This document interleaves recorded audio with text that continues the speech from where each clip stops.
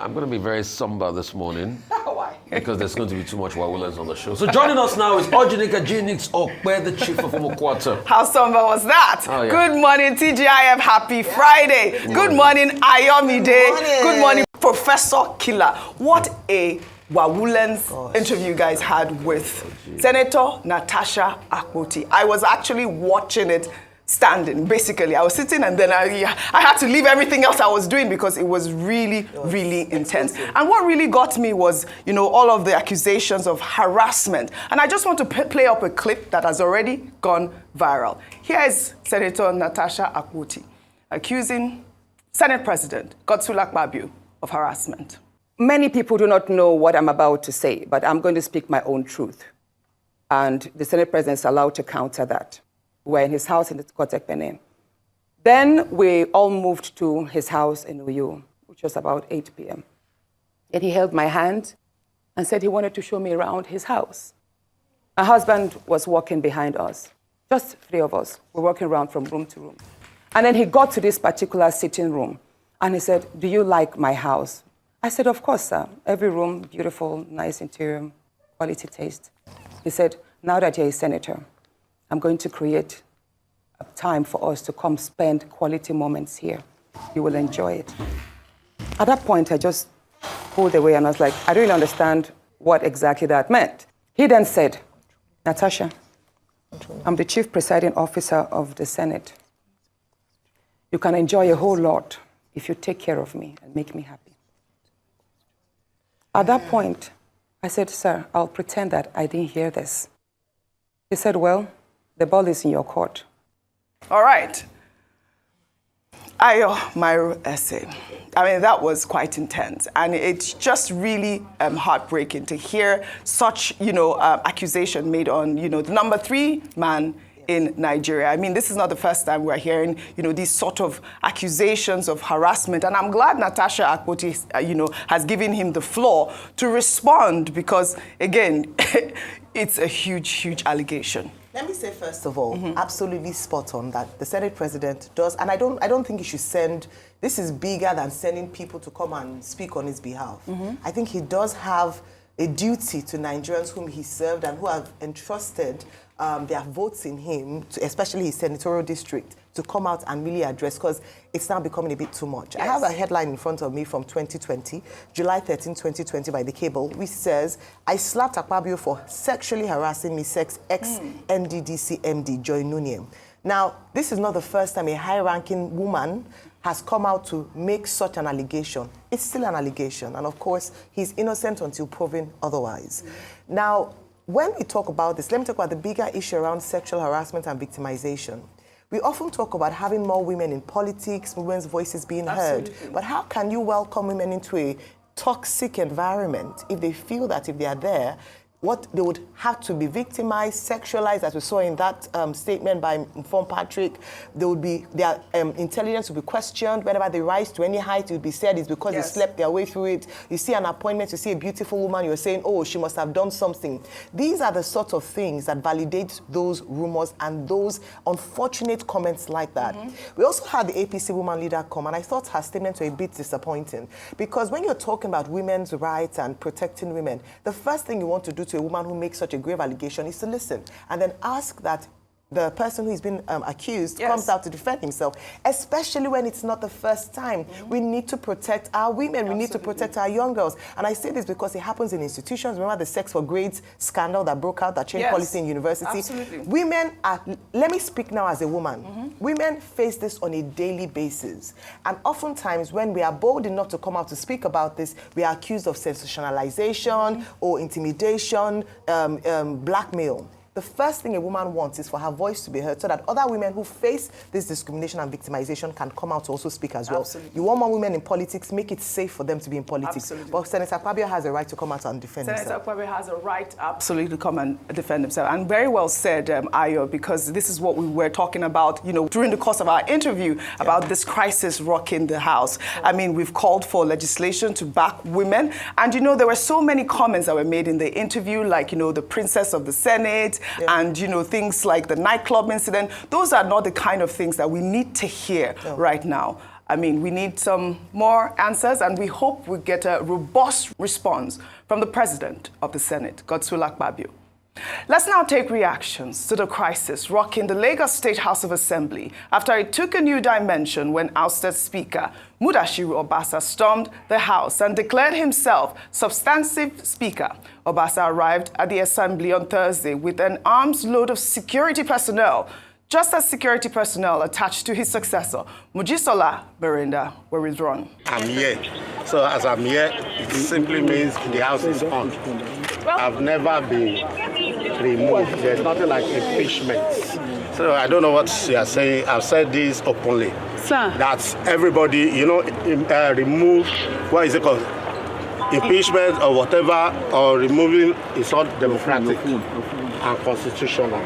But in doing that, to achieve that, you must follow the due process. So what's next?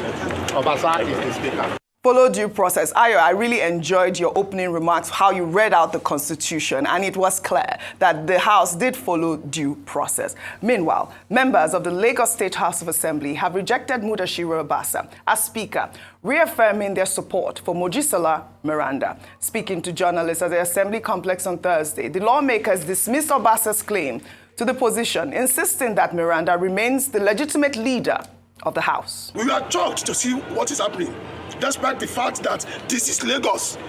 This is the center of excellence. This is where everything starts and it stops. We've been law-abiding. We've not gone out of our way. We've not done anything against the state or against anybody. But we also want to be respected, to be given our dignity, to be shown that we were elected. So I'm appealing to the leadership of our party that we cannot continue this way. We were embarrassed. So thank you, gentlemen. We hereby reject Obasa. We reject Obasa. All right. They have rejected Obasa, but we did see that video, that viral video that was trending, where the former Speaker of the Lagos State House of Assembly, Obasa, stormed into the Assembly complex with armed police officers and civil defense personnel on Thursday. Let's take a look at that video before we come back for a discussion.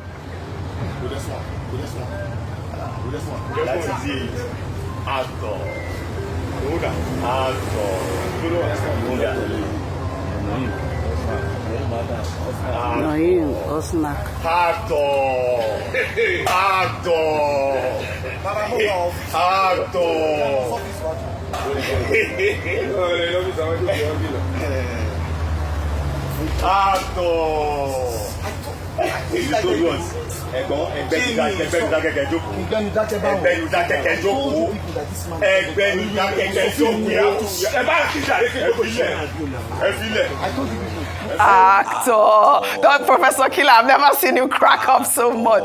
What was that, Rufai? I read a comment. Somebody said Mudashiru Obasa, the Donald Trump of Lagos State. I mean, I thought that was hilarious. What was that? Oji, that was the saddest day. Yes. In the same state. You had LKJ, Ron, Latif Kayode Jakonde. That was the saddest day in the center of excellence. A day we should weep. A day hegemony and disrespect for rule of law. One point you did not make, apart from reading what the Constitution said, is the fact that Obasa had gone to court to challenge the way it was removed. So when you go to a court case, do you take laws into your hands after going to court? Please, you might correct me, I might be wrong. I don't know, has that case been withdrawn? No, it hasn't. So when you go to He actually court... claimed that there is no case. When I So was listening, he said, when what you case are you go talking to about? court, That's what he said. and you say you want to seek redress, and you still take laws into your hands. And these are the same people that say we should trust the judiciary. So if a speaker and a lawyer in the temple of justice cannot trust the judiciary to resolve an impasse, and he takes the institutional paraphernalia, the police, and invades the hollow chamber and goes in there and calls himself speaker, when the speaker security aid was taken away, then it's a day to cry for Lagos. I wish I had buckets I will donate buckets, and please, we should donate tears. It is finished as regards any sensible, sane disposition to democracy in Lagos. And this is what an hegemony will cause. Those high up there should lie that they don't know about it. The police should lie that all of a sudden saying they should go on an audit was the way forward. Those high up there should lie that they don't know that Obasa was going to do this. Mm-hmm. The members of their inner caucus should lie that they don't know this was going to happen. This was to end the script they had been playing, frustrating Meranda, another woman. Mm-hmm. Only to think Natasha had her account. Meranda is going through this, and it's International Women's Month. So you can see how women are being treated in politics. And that's why when somebody says women representation has increased under this government, no, it's a fallacy, it's a lie. Nigeria, in fact, ranks the lowest, 4.4%, according to the Plaque studies. So that's the Lagos for you. The only part that is not gelling, let me use street language in the conversation, is that they think that normally, once they see Babasokpe, all the lawmakers will align. But today, kudos to those lawmakers. No, they are taking a lot of risk. They are saying right. no Babasokpe. All right. And Oji, this is after 10 years of serving as speaker. You can correct me if I'm wrong. Yes. Obasa probably will be one of the longest speaker in Lagos. For Lagos State, I think so. That's So after serving for 10 years, it's not still enough. He never do. Never do. So we will now resort to motor park tactics. You know when they say, "Ija to fek gba garage kuto, ija garage." Yeah. That's exactly motor park garage fights. Motor park garage. This is one installment. Let's continue fooling ourselves. Before I come to you, meanwhile, former Vice President Atiku Abubakar has criticized President Bola Ahmed Tinubu for his perceived silence on the Lagos State House of Assembly crisis, describing it as an endorsement of anti-democratic tactics. In a statement signed by his media aide, Paul Ibe, Atiku condemned the use of state-backed security forces to reverse the removal of former Speaker Mudashiru Obasa, despite his impeachment by an overwhelming majority. His statement reads in part, Lagos speakership crisis, a betrayal of democracy, throwback to military dictatorship. Despite his undisputed influence over Lagos politics, President Bola Ahmed Tinubu has remained conspicuously silent on the matter. His refusal to address the crisis suggests a tactic endorsement of the anti-democratic maneuvers aimed at imposing his preferred candidate against the overwhelming will of assembly members. This silence is deafening and deeply concerning. As Malam El-Rufai rightly pointed out, Lagos politics has become a battleground between the noble values of Omoluabi rooted in integrity, fairness, and public service, and the crass, strong-arm tactics of area boys politics, where power is retained through coercion rather than consensus. Nigeria's democracy was hard-fought and must not be undermined by those who should be its foremost guardians. We call on President Tinubu to publicly denounce any attempt to subvert the democratic process in Lagos and ensure that the principles of fairness, justice, and due process prevail. What happened at the Lagos State House of Assembly today is nothing short of an assault on democracy and a throwback to the days of military dictatorship. We urge all well-meaning Nigerians to remain vigilant and resolute in defending the sanctity of our democratic institution, and that is the powerful voice of opposition at this point. But I was reading through this day, and I saw reports that President Tinubu was said to have expressed his displeasure with the development because he was not informed about the plot to remove the speaker. President Tinubu also drew attention of the GAC to the political imbalance created by the removal of Obasa and the emergence of Meranda, whom is from the same Lagos Central district with the state governor, Babajide Sanwo-Olu, thereby altering an equitable political structure in the state. Tinubu was also said to have demanded that the status quo be maintained while a political solution was being restored to the leadership crisis in the assembly. And that is a report that we have there saying that Tinubu had put his voice in this matter as well. Well, there are three things here. Yeah.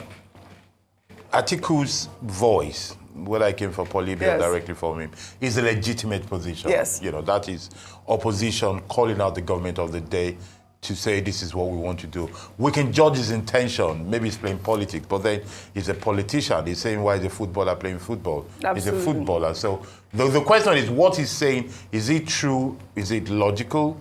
That it is true and logical, that makes sense. But it must also be said that whatever happens, if Tinubu had acted immediately and clearly, people like me will have come out to accuse him of not being a federalist, of being up there and intervening in Lagos. So it's a lose-lose situation for him. Right. But one thing that is clear, and again, I indict the president directly for one thing. The Lagos we have shared together, with him being high up there, me minding my business, for so long, is coming out to be a Lagos that is not structured, that is not disciplined, that lacks decorum, and that lacks leadership. It is a Lagos in which, if Tinubu is in Abuja, the GAC cannot manage it, the governor cannot manage it, the assemblymen cannot manage it, assemblymen and women cannot manage it, the speaker is doing a one-man riot, we don't know where they stand. I think the assemblymen, and here I disagree with Professor Seni, they're overrated. We cannot find lone voices with personality, with clarity of where they stand. They're like a pack of buttons that are being pushed. We need to know in knowledge and conscience with articulate position where they stand on issues. They're doing a joint thing and they're standing, but that is them. Even this speaker, I don't understand him. You have how many members? Over 90% of them say they don't want you. Whether they're being influenced or not, I don't know how you're going to manage it. Because they, formally or informally, symbolically or substantially, they elected you. The same people that elected you say they don't want you, you say you want to be there. This is like a case of a politician who loses the election and he says, if you don't like me, leave this country. I mean, I don't get it. I absolutely agree with Atiku's statement. However, I believe that we must elevate our politics to the level where we practice true federalism. Every time, and this is what we propagate, whenever anything happens in the state, we call on the president to come and intervene. As what? As who? Are they not independent? Do we not have separation of powers? Is the federal system of government not federal, state, and local? But the moment we keep asking the president to come into and wade into every situation, then we simplify or we make nonsense of the process or the spirit of federalism. Yes, I agree. Currently, it's an imperfect system, so yes, that's why they're calling for him, because he also intervened in the Rivers crisis. Yes. And this is his state. This is where he has the structures. And so people imagine that your silence is actually saying something, because his silence is actually speaking, that he's aligning with a particular, particular person. But I'm hoping that we'll elevate our politics to the level where we can actually self-govern, and it's not what they say about Baba Sokme, or you're waiting for someone from the center to give an order. And that's why someone said earlier today that the big man is the law in Nigeria. We have the rule of law, and yet we're asking or saying that because a principal did not hear about a process, we should end the process. Yes. When there's a procedure. I mean, we shouldn't be talking about things like that. Right. May we elevate our politics in Nigeria? Let me just take a tweet to balance off what you have said. This is from Peter, who wrote, on paper, Nigeria is a democracy. In reality, it functions as a presidentocracy. Government of the president, by the president, and for the president. Our institutions have been badly weakened to the extent that political issues are entirely deferred to the president, as we saw it happen in Rivers State. Now, predictably, all eyes turn to the president for resolution in Lagos State. Presidentocracy rules supreme. And as Rufai said, that is absolutely apt, really. Well, all right, shall we now take our next story? Nigerian passengers aboard an Air France flight have been left stranded in Lome, Togo, after their flight from Paris to Abuja was diverted due to bad weather. The Minister of Aviation and Aerospace Development, Festus Keyamo, raised the alarm in a statement on his official X account on Thursday night. Keyamo posted a video showing the stranded passengers in Lome and expressed concern over the airline's handling of the situation. Let's take a look at that video before we take Keyamo's tweet.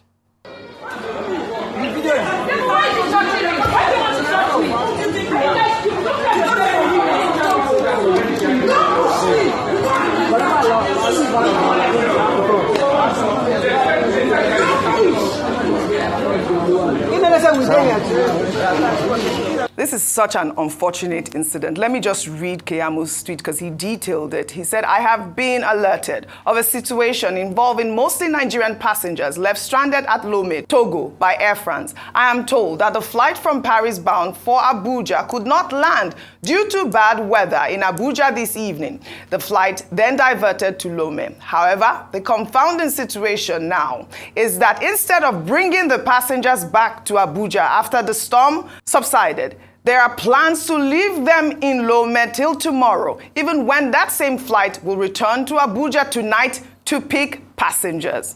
After directing my director of air transport management to call the country manager of Air France, I also personally called Air France Nigeria a few minutes ago and insisted that those passengers must be brought back to Abuja tonight or be treated in line with the best international standards if they must sleep in Lomé. I mean, this is a working minister, and we've always hailed Keyamo for this, and I'm glad with this intervention, but how dare they? They want to come to Nigeria, but you decide to leave Nigerian passengers. I mean, Rufai, a quick comment. This is uncalled for. Spot on and kudos to Keyamo. Keyamo, We're yes. seeing people standing up to fight them. I think most importantly, Yes. what we should now do is we must be able to call those authorities, the Air France authorities and everything, to a meeting and give them very stern warning after this.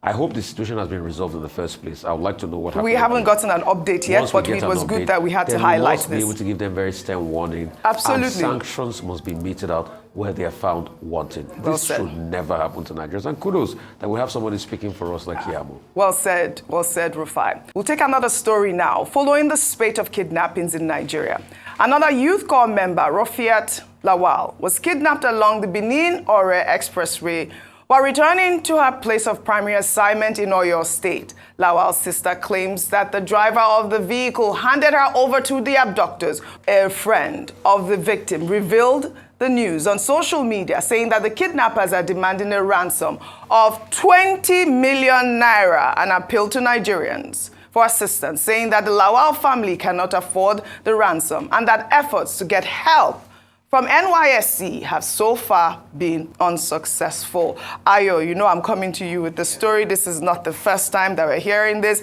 and I know that you still have your friend, who was an NYSC member, still in captivity after paying 5 million naira. We see the Lawal family now appealing to Nigerians for 20 million naira for the release of their daughter. It's very sad, and like I said earlier, it's become an industry. Yesterday made it 1 week since the poor girl, young girl, who went to serve her nation in Port Harcourt. Now, so linking it to Rofiat now, because now we see, and I said it, that if NYSC cannot protect our young people, then let's scrap the system or suspend it until we get our security acts together. It is unfair for a parent or guardian or family member to let their children go and serve the nation, and then this is what the fate that befalls them. You send them, and then you are called that your child or your ward has been kidnapped, and you should produce money that you've probably never seen in your entire life. 20 million naira for what? And what's more is that when you report to the security agencies, the report is that they don't do anything about it. So it's almost become the norm where it's not a big deal anymore. Unforgivable. So until we make noise, we make noise about the leader of the Afenifere youth, that's when the police they said, why must we raise awareness about people's safety in Nigeria? Why can't I, as an ordinary citizen, walk into a police station or call the emergency numbers and get a solution? We have an emergency on our hands, and Nigerians, we cannot continue to raise ransom to fund this illegal and illicit industry. Absolutely. We need to call the security agencies to rise up and take on their responsibility and take care of our girls. Yes, just wanted to let the Lawal family know that we are here and we are campaigning for the security operatives to go get Rofiat alive. And we don't have any updates yet on the Afenifere youth leader. I just hope he's not been killed. We hope he's not been killed. But the IGP sent out a note that he has sent out forces he has sent out people because what the kidnapper said was that by Monday, 3 p.m., if nothing was done, they will strike. I just hope it's safe. And I pray for him and his family at this point in time. Well said. Hope that they bring all our kidnapped victims back home alive. Well, let's now head over to Anambra State, where the governor of the state, Charles Chukwuma Soludo, has reaffirmed his commitment to restoring societal values built on hard work and legitimacy in the wake of his administration's ban on native doctor practices. On Tuesday, a group of native doctors took to the streets in protest over the ban on their practices, insisting that the ban is unjust and threatens their livelihood. The governor, in response, argued that there is a difference between African traditional religion and what the new generation of native doctors are practicing. Soludo made the comment in a video posted on TikTok, emphasizing the need to uphold virtue and integrity as the foundation of sustainable wealth creation, adding that abominable acts will leave Anambra State. I mean, this, I want to actually say kudos to the Anambra State governor for this, because we have seen, I am sorry, Rufai, ritual killings. This is his own grouse with the whole practice. We've seen that these sort of practices go hand in hand sometimes with ritual killings. And again, he did mention that African traditional medicine is different from what he's talking about, because I know that you raised the concern about, women that nurse children or help with delivery and all of that, and but you've spoken. I'd like for Professor Anthony Killer to speak, please, before I come to you. Well, I think, very quick line.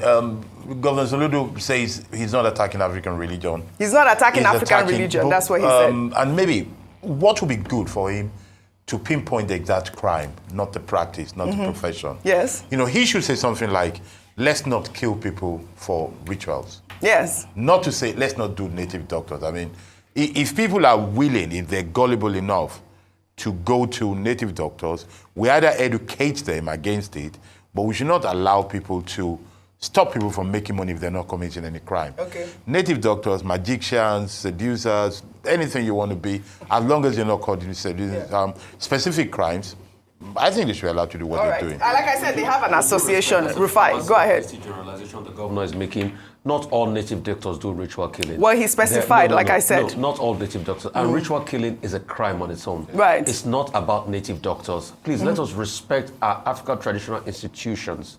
That's what we are saying here. So you cannot have a right to now legislate on this, please. You can, ritual killing, when it happens, it's a crime. You deal with it like a criminal case. Right. Leave native doctors out of this. All right. I'm speaking and I stand with them on this. You stand with the native doctors. Yes. Well, all right. I stand, Ayo is laughing. I stand with Soludo saying that if you really have powers if you have powers to escape from the prison, please go ahead. We will arrest you if you commit those sort of nonsense ritual killings and all of that. That's why he said, we will arrest you, and if you have powers, escape from prison. Well, let's now highlight key moments of UK Prime Minister Keir Starmer's meeting with US President Donald Trump during his first visit to the White House. Well, on Thursday, the pair took questions from reporters before and after their press conference.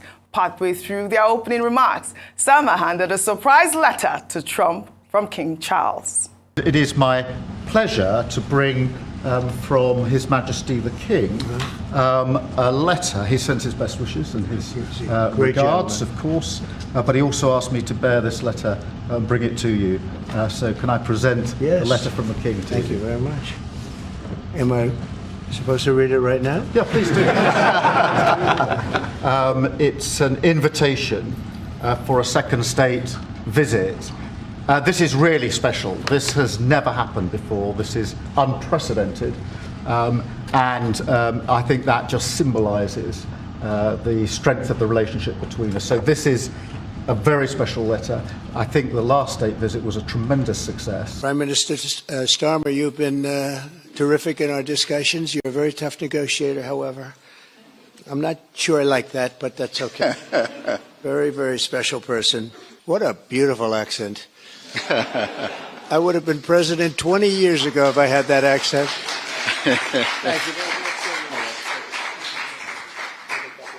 All right, that was a beautiful moment with Trump and Keir Starmer. I wish we had time to discuss this because there was a funny moment as well. Well, I'd love to thank you all for your great analysis, as always, on What's Trending. You all have a great weekend. Well, that's all I have for you guys on What's Trending today. I'll see you all tomorrow.